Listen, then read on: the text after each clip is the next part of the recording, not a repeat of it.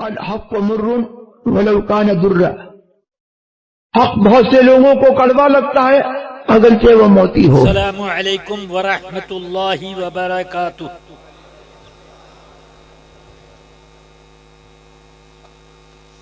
الحمد للہ نحمده ونصلي ونسلم على رسوله الكريم وعلى آله وأصحابه أفضل الصلاة وأكمل التسليم، أما بعد، فأعوذ بالله من الشيطان الرجيم، بسم الله الرحمن الرحيم۔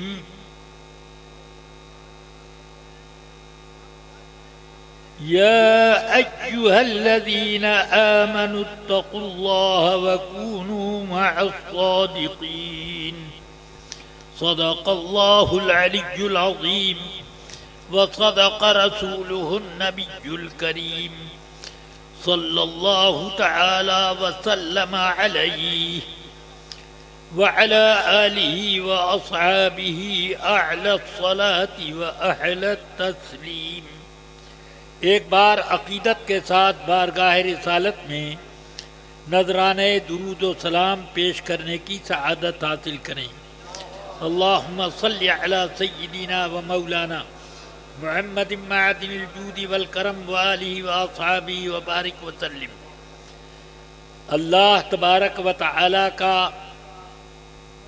بے حساب احسان ہے ہم لوگوں پر کہ اتنے بڑے مجمع کو جماعت رضائے مصطفیٰ کے بینر تلے آج جمع کر دیا ہے، اور جماعت رضائے مصطفیٰ کے بینر تلے صرف یہی لوگ نہیں ہیں جو یہاں ہیں۔ آپ جس شہر میں جائیے تو حضرت تاج الشریعہ کے معتقدین کی بہاریں نظر آتی ہیں۔ الحمدللہ ہم نے آج مظاہرہ کیا اپنے مذہب حق کا اور اپنے خالص دینی اعتقاد کا کہ ہم مسلک اعلی حضرت پر قائم ہیں۔ آج مسلک اعلی حضرت کے بارے میں بہت ساری ہوائیں لوگ اڑاتے ہیں، مگر الحمدللہ مسلک اعلی حضرت کوئی نیا مذہب نہیں ہے، یہ نیا مسلک نہیں ہے، یہ نئے عقیدے نہیں ہیں۔ اہل سنت و جماعت کی ایک نرالی پہچان، اس زمانے میں واحد پہچان مسلک اعلی حضرت۔ دیکھتے ہیں ہم کہ غیر مقلد بھی اپنے کو اہل سنت کہتے ہیں، اور دیوبند والے بھی اپنے کو اہل سنت کہتے ہیں، جماعت اسلامی کے لوگ بھی اپنے کو اہل سنت کہتے ہیں، مگر خدا کی قسم اس زمانے میں اگر سچا کوئی اہل سنت و جماعت کا فرد ہے تو وہی ہے جو اعلی حضرت رضی اللہ تعالی عنہ کے طور طریقے اور ان کے اعتقاد سے متفق ہے، اور جس نے اس کی مخالفت کی دنیا میں بھی اس کو ذلت و رسوائی کے سوا کچھ نہیں۔ آپ ذرا سوچیں اور دیکھیں کہ ہم مسلک اعلی حضرت والوں کو کی حفاظت سرکار غوث اعظم کرتے ہیں، اور ان کے کرم سے سیدنا محمد الرسول اللہ صلی اللہ علیہ وسلم کا بھی دست کرم شامیانہ رحمت بن کر ہم پر۔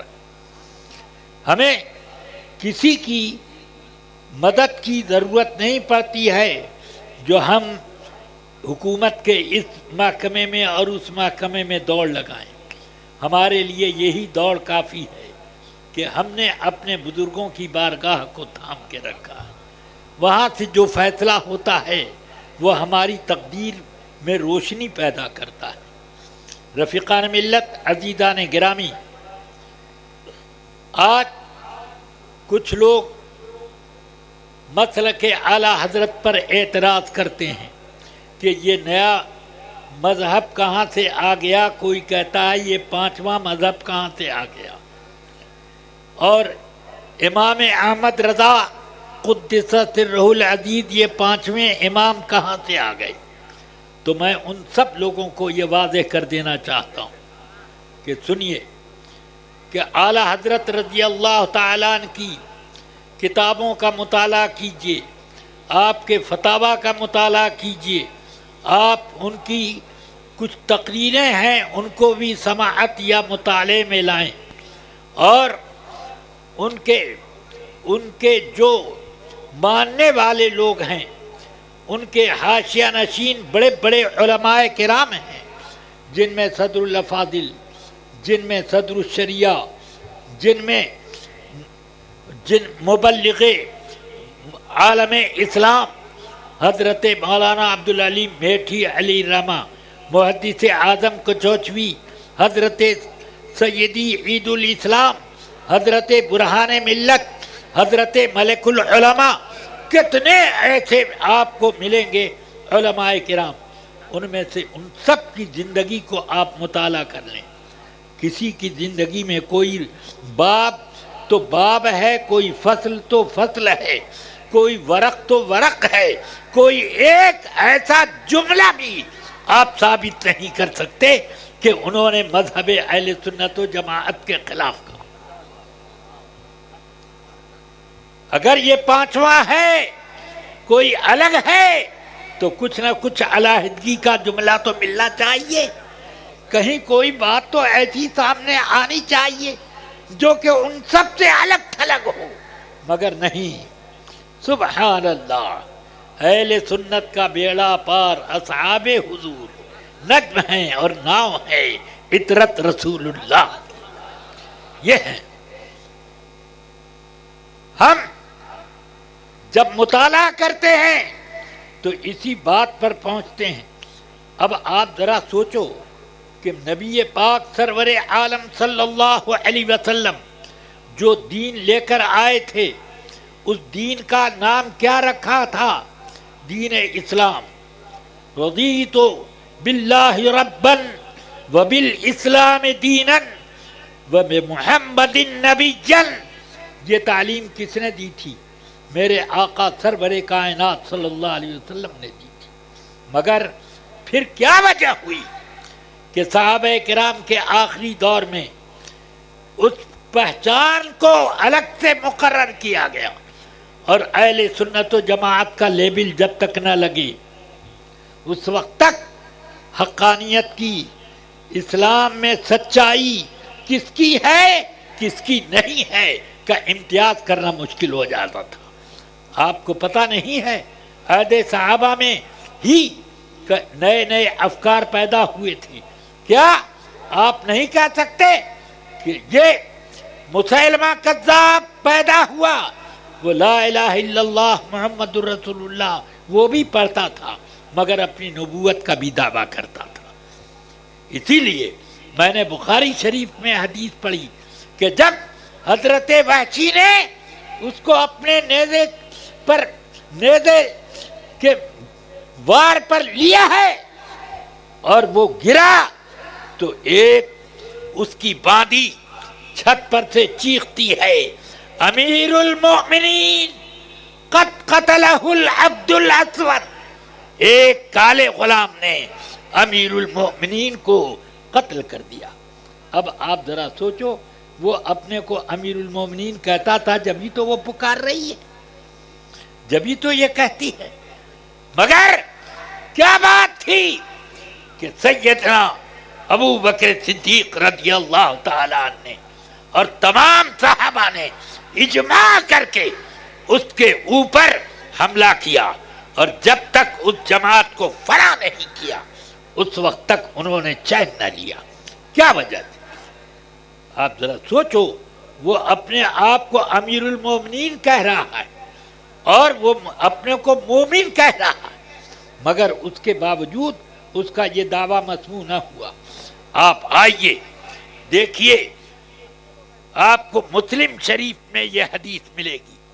سیدنا عبداللہ ابن عمر رضی اللہ تعالی عنہما کے پاس ایک شخص آیا، آ کر عرض کرتا ہے ہماری طرف کچھ لوگ ایسے پیدا ہوئے ہیں جو کہتے ہیں شفاعت کوئی چیز نہیں ہے، وہ کہتے ہیں تقدیر کوئی چیز نہیں ہے، ان الامر انف، سب معاملہ خود بخود نئے سرے سے ہوتا ہے، اس کی پلاننگ کوئی اس کا بیان تقدیر یہ سب کچھ نہیں۔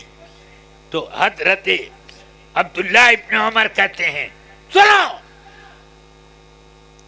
جب وہاں جانا تو ان لوگوں سے کہہ دینا کہ ان ابن عمر بریء منہم وہم براء منی، ان سے کہہ دینا کہ عبداللہ ابن عمر اس جماعت سے بیزار ہے اور وہ لوگ مجھ سے بالکل الگ تھلگ ہیں، میں ان کا کسی کام میں ساتھی نہیں۔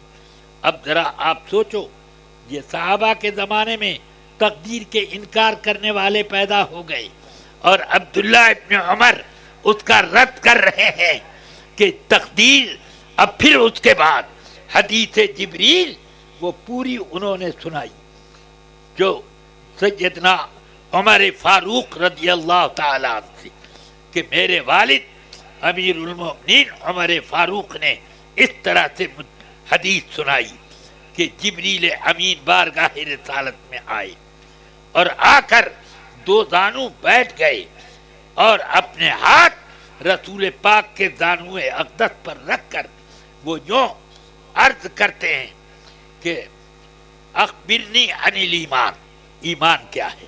اس میں رسول اکرم صلی اللہ تعالی علیہ وسلم نے فرمایا ان تؤمن باللہ ورسولہ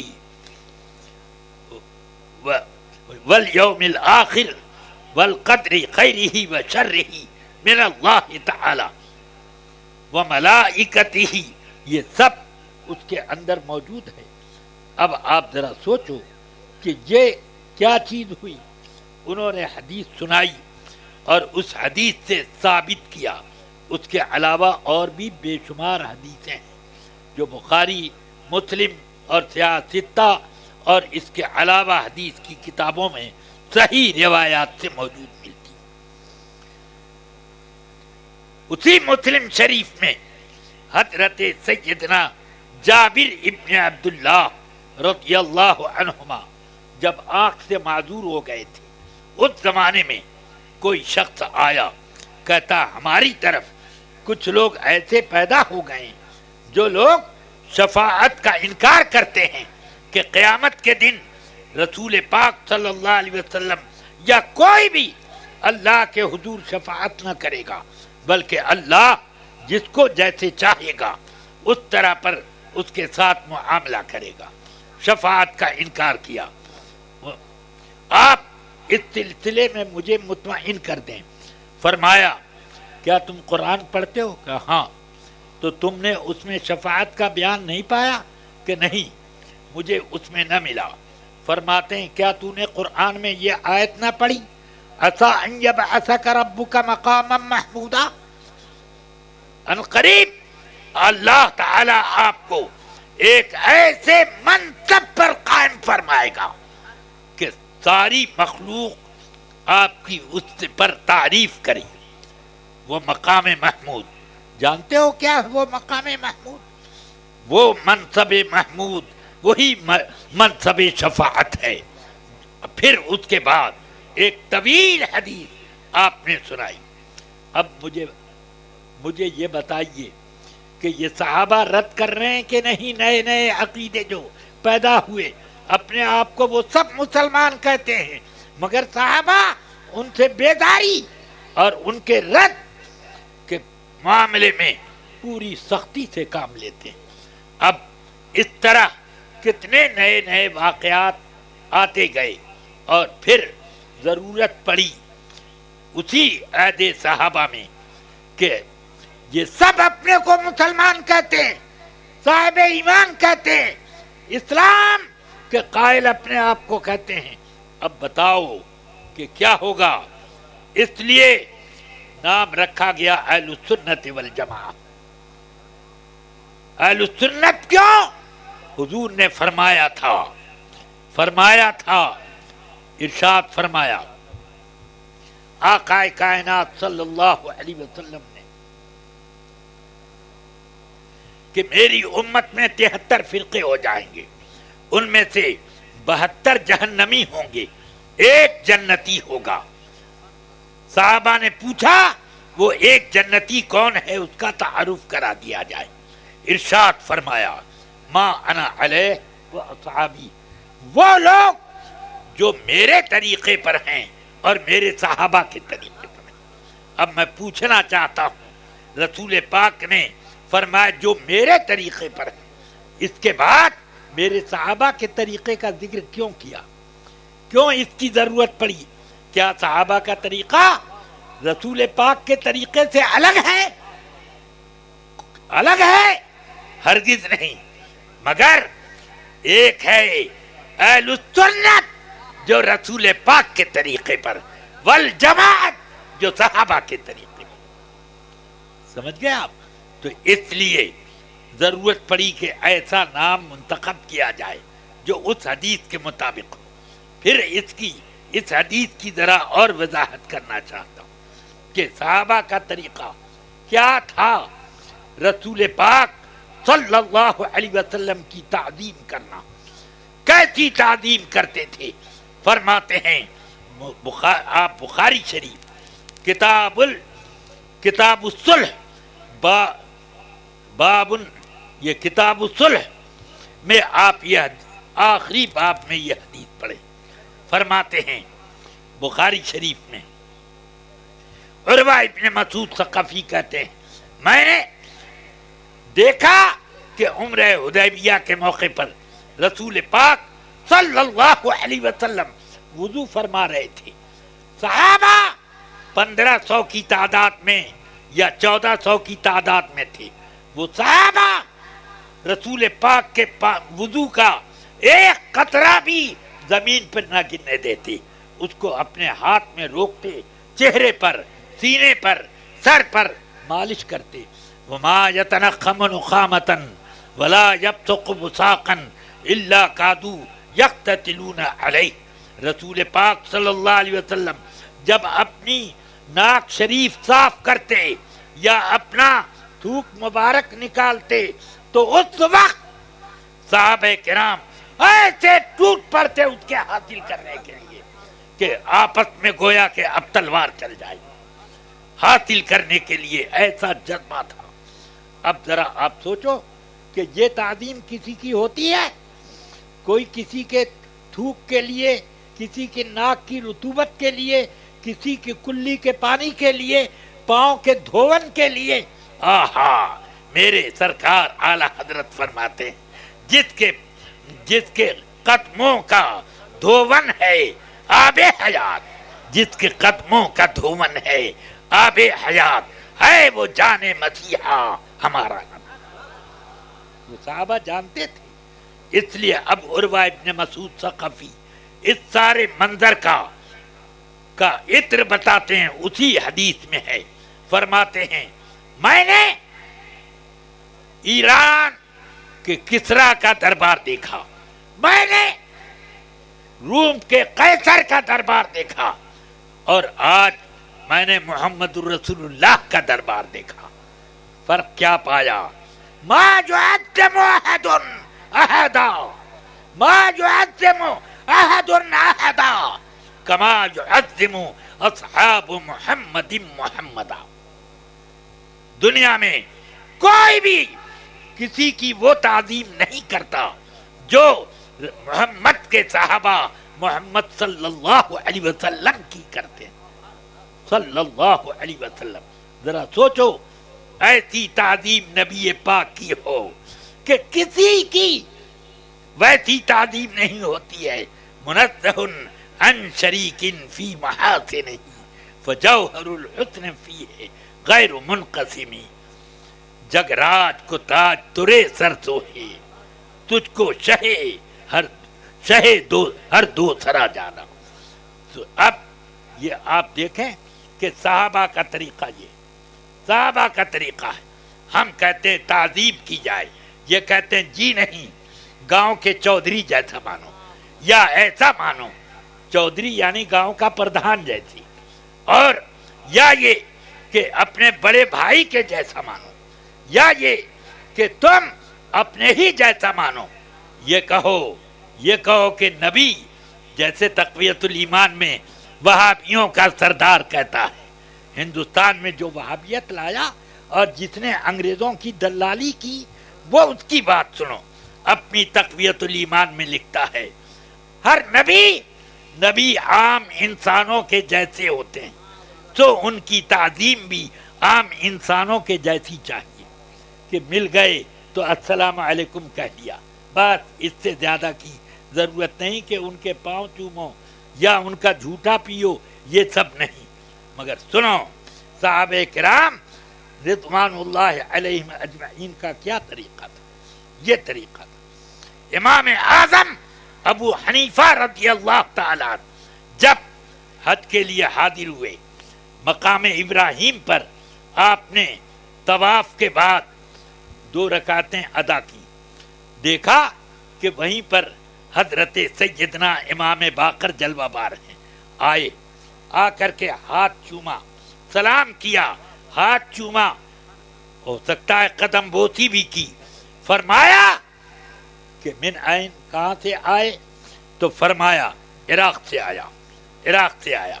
کیا کہتے ہیں آپ کو؟ کہا ابو حنیفہ۔ فرماتے ہیں کیا وہی ابو حنیفہ ہو جس کے بارے میں کہا جاتا ہے کہ رسول پاک کی حدیثوں کے خلاف اپنی قیادت سے وہ فیصلے کیا کرتا ہے، شریعت کے مسئلے بتایا کرتا ہے شریعت کے؟ کہتے ہیں حضور میرے ہی بارے میں لوگ کہتے ہیں، تو کہیں تم ایسی جرات کرتے ہو؟ تو ارشاد عرض کرتے ہیں حضور میری بات سن لیں، 3 سوالات میں عرض کرتا ہوں، تینوں سوالات انہوں نے پیش کیے، ہر سوال میں امام اعظم نے جواب طلب کیا کہ پیشاب زیادہ ناپاک ہے کہ منی زیادہ ناپاک؟ فرمایا پیشاب زیادہ ناپاک ہے۔ فرمایا قیاس یہ چاہتا ہے کہ پیشاب جب کرے آدمی تو غسل کرے اور منی ہو تو صرف وضو کر لے، مگر فتویٰ میں یہ دیتا ہوں کہ منی کے نکلنے پر غسل ہے اور پیشاب کرنے پر وضو ہے۔ میں ایک مسئلہ اور پوچھنا چاہتا ہوں، وہ یہ کہ کیا نماز زیادہ افضل ہے کہ روزہ؟ فرمایا نماز زیادہ افضل ہے۔ تو اب قیاس یہ چاہتا ہے کہ عورتیں حیض کے زمانے کی نمازیں قضا کیا کریں اور روزے ان کے معاف ہو جائیں، مگر فتویٰ میں یہ دیتا ہوں کہ روزے کی قضا کریں اور نماز ان کی معاف ہو گئی، ماہواری کے دنوں کی نماز معاف ہو گئی، میں یہ فتویٰ دیتا ہوں۔ آپ یہ بھی ذرا بتائیں کہ مرد زیادہ قوی ہے کہ عورت زیادہ قوی؟ فرمایا مرد زیادہ قوت والا ہے۔ تو قیاس یہ چاہتا ہے کہ ان دونوں کا باپ مر جائے تو وراثت بیٹی کو زیادہ ملے کیونکہ وہ کمزور ہے، اور بیٹے کو کم ملے کہ طاقتور ہے، وہ طاقت سے اپنا ذریعہ معاش تلاش کر لے گا، اس لیے اس کو وراثت کم ملے اور بیٹی کو زیادہ ملے، مگر فتویٰ میں یہی دیتا ہوں کہ للذکر مثل حظ الانثیین، کہ مرد کو 2 عورتوں کے برابر ملے گا۔ حضرت امام باقر رضی اللہ عنہ آگے بڑھے اور بڑھ کر اپنے دستے مبارک سے امام ابو حنیفہ کا سر مبارک پکڑا اور پیشانی کو بوسہ دیا، فرمایا جب تک ابو حنیفہ تمہارے جیسے لوگ موجود ہیں، لوگ اسی طرح تم سے حسد کریں گے، اسی طرح حسد کرتے رہیں گے، مگر دین پھلے گا، پھولے گا، عظمت اس کی بڑھے گی، مسائل نئے استخراج صحیح طور پر ہو سکیں گے۔ اب اس سے آپ اندازہ کریں کہ امام اعظم نے ایک رسول پاک سے خونی رشتہ رکھنے کی بنا پر دستبوسی کی ہے کہ نہیں، تعظیم کی ہے کہ نہیں؟ देवबंदी अपने को हनफी कहते हैं, मगर दस्तबोती उनके नजदीक बिदअत। और ये देखो कि हजरत इमाम अबू हनीफा का अमल क्या है और उनका फतवा क्या है। ये लोग अपने अंदर जरा टटोले। ये कहते हैं कौवा खाना हलाल है, ये कहते हैं कि चमगादड़ खाना हलाल है, ये कहते हैं, ये तरह तरह के फतवे देते हैं इस तरह के। तो अब आप जरा मुझे बता दो कि इमाम अबू हनीफा ने तो नहीं ये सब मसले बताए, तो ये हनफी कहते हुए आज ये अपने को हनफी कहते हैं, ये झूठे हनफी है। इसलिए इनके पंजे में या इनके जाल में आप हरगिज ना आए, अपनी हिफाजत करें। इमाम अहमद रजा कुद्दसरुल अजीज ने यही तो किया है कि लोगों को बदमज़हबों से बचाया और लोगों की हिफाजत की। अल्लाह तबारक व तआला हम सबको उस पर कायम रखे। मैंने चैलेंज किया है कि इमाम अहमद रजा की किताबों में से और उनके शागिर्दों में से किसी की किताब में कोई एक मतला ये दिखा दे कि मजहब अहले सुन्नत व जमाअत के खिलाफ हो। नहीं है तो मसलक आला हजरत ऐन मसलक मजहब अहले सुन्नत, कोई अलग चीज नहीं। लोग कहते हैं कि ये कहाँ से पांचवें इमाम आए। मैंने के पांचवें की बात कर रहे हो, कितने हजार इमाम तो मैं इमाम अहमद रजा से पहले के शुमार करा दूं। क्या इमाम हुसैन इमाम नहीं कहलाते? इमाम हसन इमाम नहीं कहलाते? इमाम ज़ैनुल आबिदीन इमाम नहीं कहलाते? इमाम बाकिर सादिक इमाम बाकिर रदियल्लाहु ताला अन्हु ये इमाम नहीं कहलाते? इमाम जाफर सादिक ये इमाम नहीं कहलाते?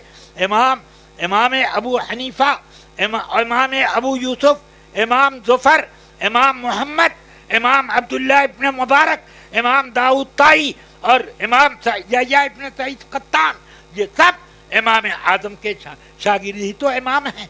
फिर और आगे बढ़ो, इमाम अबू अब्दुर्रहमान औज़ाई, इमाम सुफियान इब्न उयैना, इमाम सुफियान सौरी और इस तरह से इमाम हुमैदी, इमाम अली इब्न अब्दुल्लाह मदीनी, कितने इमाम मिलेंगे।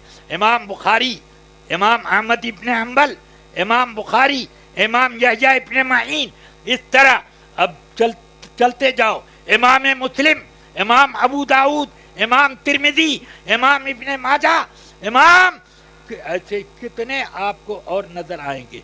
फिर आगे आइए, इमाम गज्जाली, इमाम राजी, इमाम नववी, ये सब क्या इमाम नहीं है? इमाम इस्पिजाबी और इमाम हलवानी, ये सब इमाम नहीं है? इमाम इब्न नुजैम और इनसे पहले इनके दादा उस्ताद इमाम इब्न हुमाम, ये इमाम नहीं है? इमाम कासिम क़ुत्लु बेगा, ये इमाम नहीं है? इस तरह से कितने इमाम आपको नजर आएंगे। इमाम जलालुद्दीन सयूती वगैरह, इतने इमाम, सब इमामों के नाम पर आप चुपचाप रहे। मगर क्या हो गया कि जब इमाम अहमद रजा का नाम सुना तो अब पेट में मड़ोर होने लगा। क्या बात हुई? बस बात ये हुई कि तुम्हारे मिजाज के खिलाफ, तुम्हारे गड़े हुए अकीदों के खिलाफ इमाम अहमद रजा ने ऐसा दीन इस्लाम के हिफाजत का किला बना दिया और उन्होंने ऐसा हिसार कायम कर दिया कि अब तुम्हें सब पहचानने लगे। अल्लाह तबारक व तआला हम सबको मसलक आला हजरत पर कायम और जिंदा रखे। रफीकान मिल्लत, अजीज़ान गिरामी, इस तरह आप अहले सुन्नत व जमाअत से अलग मसलक आला हजरत को न समझें, बल्कि ऐन मसलक आला हजरत क्या है? ऐन मजहब अहले सुन्नत है, ऐन दीन इस्लाम है। अल्लाह तबारक व तआला हम सबको इस्तिकामत अला दीन अता फरमाए और मेरे तमाम भाइयों को इसी राह पर चलाए। याद रखिए, इसी चीज को आला हजरत ने फरमाया, या रसूल अल्लाह, तेरे गुलामों का नक्शे कदम है राह खुदा, तेरे गुलामों का नक्शे कदम है راہ خدا وہ کیا بہت سکے جو یہ سراغ لے کے چلے. جس کے ہاتھ میں امام احمد رضا کا دامن ہے، جس کے دل میں امام احمد رضا کی محبت ہے، اس کو کوئی بھی بہکا نہیں سکتا. شیطان بھی اس سے پناہ مانگتا ہے. اس لیے رفیقان ملت، عزیزان گرامی، قرآن کا یہ حکم اچھی طرح محفوظ رکھیں کہ اگر کسی کا دامن تھامنا ہے، کونو مع الصادقین، صادقین کا دامن تھامو. امام احمد رضا کا دامن تھامو، امام ابو حنیفہ کا، امام شافعی کا، امام احمد ابن حنبل کا، امام مالک کا، ایسے اماموں کا دامن تھام کے رہو گے. یہ دیکھ کر کے کہ کدھر بڑی جماعت چھوٹی جماعت، یہ سب بیوقوفوں کی بات ہے. آپ ذرا کربلا کے میدان میں آؤ تو آپ کو سمجھ میں آئے گا. ایک طرف 72 آدمیوں کی جماعت ہوتی تھی، ایک طرف 22,000 کے لشکر کی جماعت ہوتی. کیا ان 72 میں سے ایک بھی کوئی گیا کہ اس جماعت میں شریک ہو جائے، یہ اچھا سمجھ کر کے، بڑا سمجھ کر کے کہ بڑی جماعت ہے بڑا ثواب ملے گا؟ کوئی نہیں گیا. ہاں یہ ضرور دیکھا گیا کہ اس کے خیمے میں سے ٹوٹ کر کچھ لوگ ضرور امام کے پیچھے آ جایا کرتے. اس لیے جو سنی ہوگا وہ ان کی بڑی جماعتوں میں نہیں جائے گا. یہ تو خود رسول پاک نے ارشاد فرمایا. مولا علی کرم اللہ تعالی وجہ الکریم فرماتے ہیں ایک وقت ایسا آئے گا کہ لوگ اسلام کا دعویٰ کریں گے، لا یبقى من الاسلام الا اسمہ، ان میں صرف نام کا اسلام ہوگا. ولا یبقى من القرآن الا رسمہ، اور قرآن لکھا ان کے پاس ہوگا، اس پر عمل نہ ہوگا. فرماتے ہیں مساجدہم عامرۃ وہی خراب من الہدی، ان کی مسجدیں کھچا کھچ بھری ہوں گی اور ہدایت کا نام و نشان نہ ہوگا. ہدایت کے معاملے میں وہ مسجد ویران ہوگی. یہ حدیث آپ مشکات شریف میں پڑھ لیں. مولا علی کرم اللہ وجہ الکریم رسول پاک سے روایت کر رہے ہیں. اب دیکھو کہ مسجدیں کس کی زیادہ کھچا کھچ بھری ہوتی ہیں، سنیوں کی یا بد مذہبوں کی؟ جا کر کے دیکھ لو. فرماتے ہیں علماءہم شر من تحت ادیم السماء، آسمان کی چادر، آسمان کے شامیانے تلے سب سے بدتر مخلوق اگر کوئی ہے تو اسی جماعت کے علماء ہوں گے. من عندہم تخرج الفتن وفیہم تعود، ساری بدعقیدیاں انہی سے نکلیں گی اور انہی میں جا کے سمائیں گی. اس لیے آپ سب لوگ ان لوگوں سے بچیں.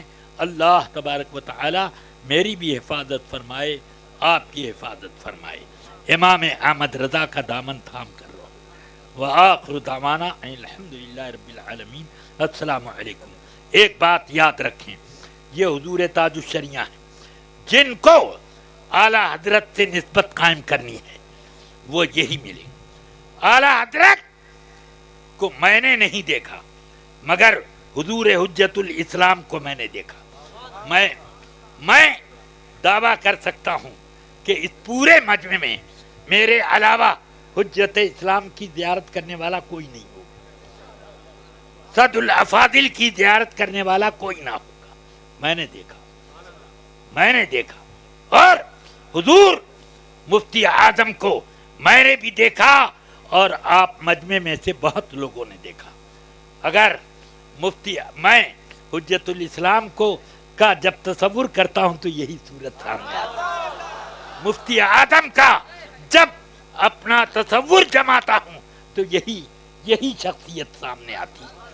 اب اس وقت اگر کسی کو دیکھنا ہے، اور میں نے اپنے بزرگوں سے سنا جنہوں نے اعلیٰ حضرت کا خود دیدار کیا، اور میں نے اپنے والد ماجد حضرت صدر الشریعہ سے بھی سنا کہ حضور حجت الاسلام اور مفتی اعظم دونوں شکل و صورت میں بھی اعلیٰ حضرت سے بالکل مشابہ.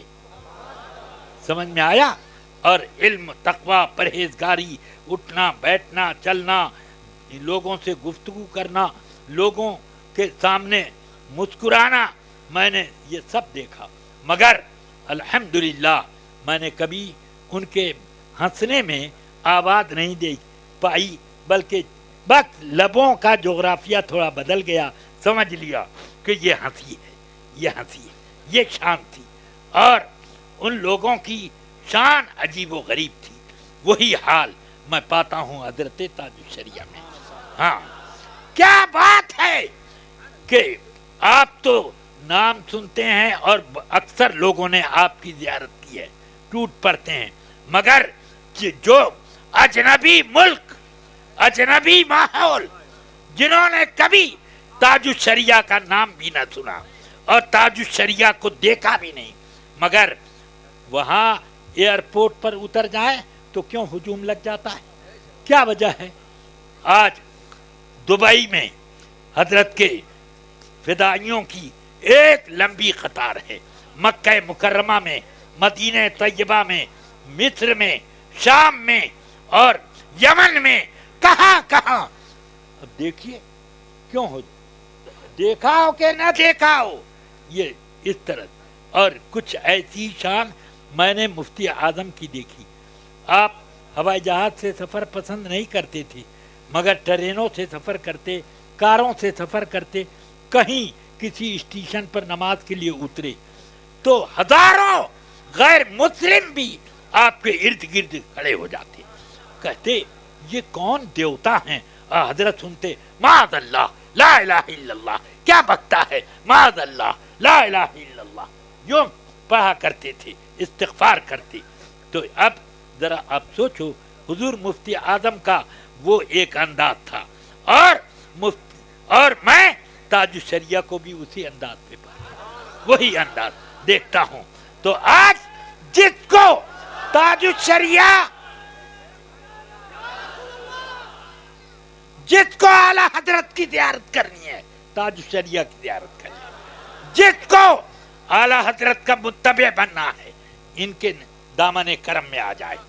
जिसको मुफ्ती आजम से अकीदत है, हुज्जतुल इस्लाम से अकीदत है, वो अपनी अकीदत इधर मोड़ ले, हुज्जतुल इस्लाम भी मिलेंगे, मुफ्ती आजम भी मिलेंगे, सुभान अल्लाह, आला हजरत भी मिलेंगे। और मुफ्ती आजम के बारे में ये बात गलत नहीं की गई कि शबीह गौसे आजम के क्या मतलब, ये मतलब थोड़ी है कि हर मामले में शबी, बल्कि फयूज़ व बरक़ात तक़सीम करने में, कि गौसे आजम का जो कुछ फैज़ तक़सीम होता था मुफ्ती आजम के ज़माने में, मुफ्ती आजम के हाथों से होता था, ये होता। हाँ, हज़रत मौलाना अब्दुल मुस्तफ़ा आज़मी मेरे वालिद माजिद के शागिर्द थे, जिनकी किताब एक सीरत मुस्तफ़ा बहुत शौक़ से पढ़ी जाती है, और भी बहुत सी उनकी किताबें हैं। मौलाना अब्दुल मुस्तफ़ा आज़मी, उनको हज में जाना हुआ, मुफ्ती आज़म के पास पहुँचे, एक ख़त तो लिख दीजिए, एक कोई ख़त लिख दीजिए किसी बुज़ुर्ग के नाम।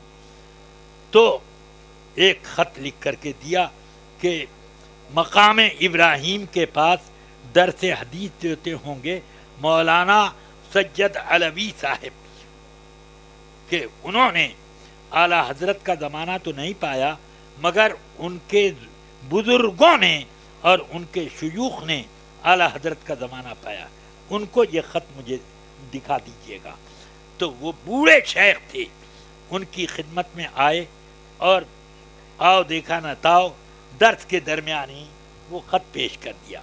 मुफ्ती आजम के दस्तखत से वो ख़त था, उस में लिखा हुआ था कि ये जो आपके सामने जा रहे हैं हामिले रुक्का, यानी ये ख़त लेकर, ये तिलमीज़ो तिलमीज़े अश-शैख़ अहमद रज़ा, इमाम अहमद रज़ा के शागिर्द के शागिर्द। समझ में आई बात? शागिर्द के शागिर्द, ये ख़त में लिखा था। जैसे ही उस सतर पे नज़र पड़ी, उठ के खड़े हो गए, उनका बाजू पकड़ा और अपने सीने से लगाया, पकड़ के खड़ा किया, सीने से लगाया, पूछा अंता तिलमीज़ो तिलमीज़ी शेख अहमद रज़ा, आप आला हजरत के शागिर्द हैं? तो कहा क्या नाम? हाँ हाँ। तो अब उन्होंने बड़ी इज्जत से अपनी गद्दी पर बिठाया। ये आला आला हजरत का खत नहीं था, ये हुजूर मुफ्ती आजम का खत था। है? ये मुफ्ती आजम का खत था। इससे आप अंदाजा करें कि मुफ्ती आजम का वक़ार, इज्जत और उनकी शान क्या थी। शेख सैयद अलवी रज़ी रहमहुल्लाह ताला के दिल में ये थी। तो आज हजारों की तादाद में वो छुपे छुपे सुन्नी उलमा और सुन्नी लोग बरामद हो गए जब से ताजुल शरिया ने वहां जाना शुरू किया। समझ गए आप? क्या आप बता सकते हैं कि ये हरी झंडी, हरा रुमाल वगैरह लेकर के जो लोग जाते हैं वो जाकर के भी क्या कुछ सुन्नियों को बरामद कर सके? आज तक सिर्फ एक हजरत ताजुल शरिया हैं। कहां से लोग टपक पड़े हजरत के कदमों में आने के लिए, जियारत करते हैं, सनद हदीस लेते हैं, इरादत के लिए आते हैं, मुरीद होते हैं और खिलाफत लेते हैं। इससे आप समझ लो सब जान रहे हैं कि आला हजरत के फयूज़ व बरकात का सर चश्मा इस पीरियड में सिवाय इस शख्सियत के कोई नहीं। अब इतना कहने के बाद अब आप तो खुद समझ गए होंगे, लिहाजा अब आप उसके लिए तैयार हो जाएं। अल्लाह ताला मुझे आप सब लोगों को खैर व बरकत से माला माल फरमाए। अस्सलामु अलैकुम व रहमतुल्लाह।